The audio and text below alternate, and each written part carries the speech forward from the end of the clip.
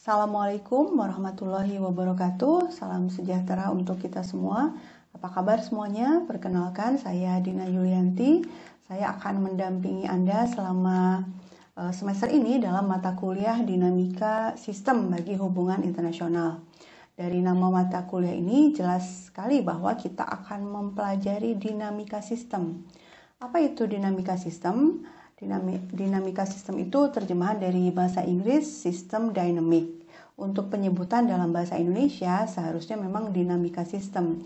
Tapi sebagian orang biasa menyebutnya dengan sistem dinamik gitu ya. Jadi untuk kemudahan saja gitu ya, kebiasaan saja. Saya pun juga terbiasa begitu. Jadi mungkin selanjutnya itu saya kadang-kadang juga menyebut sistem dinamik gitu. Namun yang lebih tepat tentu saja dinamika sistem. Kita bisa melihat ada dua kata di dalamnya, yaitu sistem dan dinamika. Nah, yang pertama sistem. Apa itu sistem? Dalam Kamus Besar Bahasa Indonesia atau KBBI itu disebutkan bahwa sistem adalah perangkat unsur yang secara teratur itu saling berkaitan sehingga membentuk sebuah totalitas. Nah, sistem itu juga diartikan sebagai susunan yang teratur dari pandangan, teori, asas, dan sebagainya. Kemudian kalau kita lihat dalam Kamus Oxford, itu disebutkan bahwa sistem adalah seperangkat hal yang bekerja sama sebagai bagian dari mekanisme atau jaringan interkoneksi. Contohnya apa? Contohnya sistem kereta api misalnya gitu ya. Atau di Kamus Oxford juga disebutkan bahwa sistem itu seperangkat prinsip atau prosedur yang dengannya sesuatu itu dilakukan, atau kerangka kerja atau metode yang terorganisir. Contohnya apa? Misalnya sistem sekolah. Nah ya, jadi intinya dalam sistem itu pasti ada sejumlah komponen yang saling terkoneksi. Contoh mudahnya adalah badan kita. Misalnya di badan kita ini salah satu sistemnya adalah sistem pernapasan.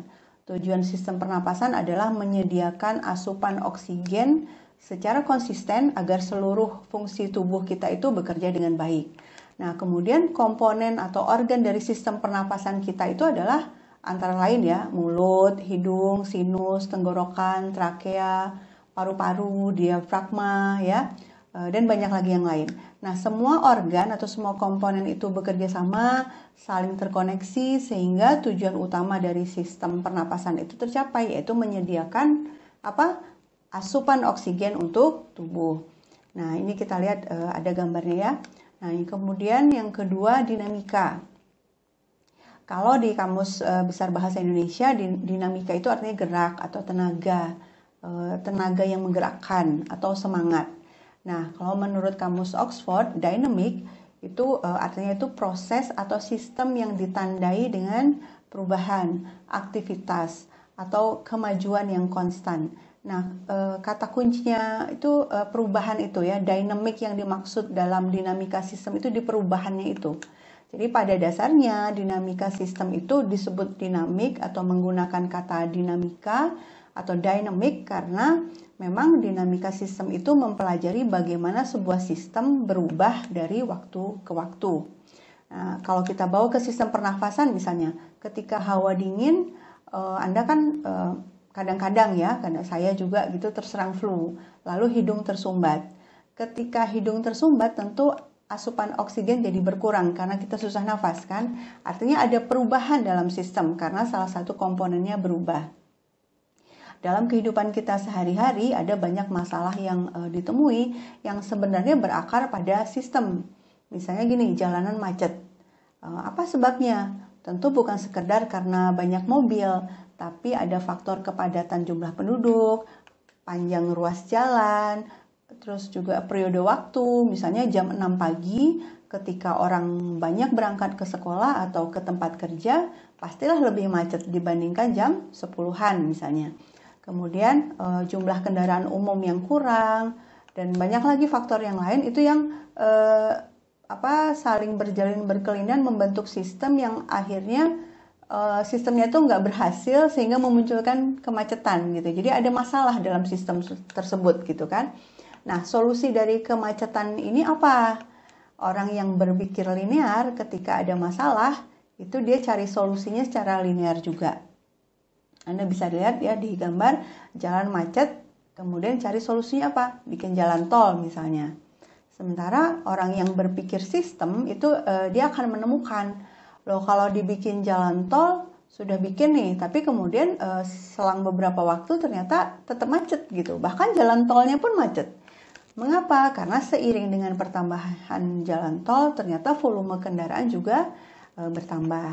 Nah, ini kita lihat kalau berpikir sistem gambarnya seperti ini, berupa loop gitu, berupa lingkaran. Mengapa kok volume kendaraan bertambah? Antara lain karena pertambahan penduduk atau karena kenyamanan di jalan tol itu kan umumnya ya terbatas ya yang bisa menikmati. Itu orang-orang yang punya mobil pribadi. Nah, kalau angkot kan nggak bisa ya lewat jalan tol. Atau mungkin ada bis ya, bis kota yang bisa lewat jalan tol, tapi kan bis juga harus berdesakan karena jumlah bis terbatas, jadi nggak bisa pula diandalkan. Nah, sementara itu pabrik juga terus berproduksi gitu kan. Nah, karena pabrik terus berproduksi, masyarakat juga semakin banyak yang membeli, makanya volume kendaraan jadi semakin banyak. Kemudian ada lagi pertanyaan, loh, kok masyarakat bisa semakin banyak membeli? Karena seiring dengan tingginya produksi mobil itu ternyata bank juga atau perusahaan-perusahaan leasing itu juga menawarkan kreditnya itu juga semakin banyak gitu kan. Sehingga masyarakat juga bisa membeli mobil sekarang itu dengan cara yang jauh lebih mudah daripada zaman-zaman dulu gitu, karena bisa mencicil gitu ya. Nah, artinya di balik peristiwa jalan macet itu ternyata ada sistem. Ada komponen yang saling berkaitan, saling berjalin berkelindan yang memunculkan kemacetan. Ya, jadi ternyata nggak sederhana ya jalan macet itu gitu ya. Nah, kemudian kalau kita perhatikan, kita baca ya buku, salah satunya ditulis oleh John Sterman. Dia ini adalah salah satu pakar terkemuka dalam dinamika sistem. Dia menulis tahun 2000 ya. Begini, masalah hari ini sering muncul sebagai konsekuensi yang tidak diinginkan dari solusi kemarin, solusi hari sebelumnya gitu ya, masa sebelumnya. Sistem sosial sering mengalami resistensi kebijakan berbagai intervensi yang bertujuan baik, tapi kemudian malah dilawan oleh respon sistem terhadap intervensi itu sendiri. Dinamika sistem atau sistem dynamics yang dibuat di MIT pada tahun 50-an oleh J. Forrester itu dirancang untuk membantu kita mempelajari tentang struktur dan dinamika sistem yang kompleks, merancang kebijakan yang berdampak tinggi untuk perbaikan yang berkelanjutan, dan mengkatalisasi keberhasilan implementasi dan perubahan. Nah, dengan kata lain, jika solusi masalah dibuat secara linear, akan muncul masalah baru lagi. Misalnya tadi ya, contoh yang tadi, jalan macet, solusinya bangun jalan tol. Ternyata setelah sekian lama, jalanan kembali macet, cari solusi baru. Misalnya ada aturan nih, ruas jalan tertentu hanya boleh dilalui oleh mobil yang penumpangnya 3, misalnya. Ternyata kemudian muncul respon seperti ini, muncul profesi baru yaitu joki. Jadi orang yang bawa mobilnya sendirian, itu tuh di tengah jalan dia bisa mengangkut seorang bapak dan anaknya, sehingga penumpangnya jadi 3. Jadi dia bisa tetap masuk ke ruas jalan yang tadinya dibatasi itu. Akibatnya kemacetan tetap terjadi lagi gitu ya. Kemudian dicari lagi solusi baru, misalnya aturan ganjil genap. Tapi kok tetap macet? Oh, ternyata sebagian warga itu malah beli 2 mobil, yang satu plat ganjil dan satu plat genap, dan seterusnya. Ya, ini yang disebut cara berpikir linear ya, cara berpikir yang memetakan masalah dan solusi dengan mengikuti sebab akibat yang berupa garis lurus. Misalnya A menyebabkan masalah B, lalu cari solusi dari B yaitu C. Lalu ternyata C juga memunculkan masalah baru, cari lagi solusi berupa D, dan seterusnya. Jadi ada problem, lalu cari solusi, lalu solusi yang diambil ternyata memunculkan masalah baru, kemudian cari lagi solusinya, dan seterusnya. Nah, ini tadi yang ditulis Sterman tadi ya, bahwa dinamika sistem atau sistem dynamic itu dirancang untuk membantu kita mempelajari tentang struktur dan dinamika sistem yang kompleks, lalu merancang kebijakan yang berdampak besar dan berkelanjutan. Maksudnya kebijakannya itu bisa sampai lama dipakai gitu ya. Jadi sustainable, sehingga tidak tambal sulam, tidak ganti lagi kebijakan, tidak seperti itu. Nah, melalui sistem dinamika ini atau dinamika sistem ini, kita bisa mencari solusi dari sebuah masalah dengan cara yang lebih mendalam dan dengan menggunakan cara berpikir yang lebih kompleks, yang lebih menyeluruh, yang memandang bahwa dunia ini adalah sistem yang kompleks, yang komponen atau elemen-elemennya itu saling terhubung satu sama lain. Nah, cara berpikir seperti ini atau memandang bahwa dunia adalah sistem yang kompleks, ini disebut sebagai berpikir sistem atau system thinking. Berpikir sistem ini adalah dasar dari sistem dinamik. Artinya gini, kalau kita mau menguasai dinamika sistem, berarti kita harus bisa berpikir sistem. Nah, kita lihat ini saya mengutip mengutip Serman. System thinking adalah memandang dunia sebagai sistem yang kompleks dan memahami bagaimana segala sesuatu terhubung dengan yang lain. Ketika seorang peneliti atau pengambil kebijakan memandang sebuah persoalan dengan pendekatan sistem, dengan berpikir sistem, nah, dia itu akan memandang persoalan itu sebagai bagian dari sebuah sistem yang besar gitu ya. Dan dia mempertimbangkan seluruh faktor yang terlibat dalam sistem itu, sistem yang memunculkan persoalan tadi ya.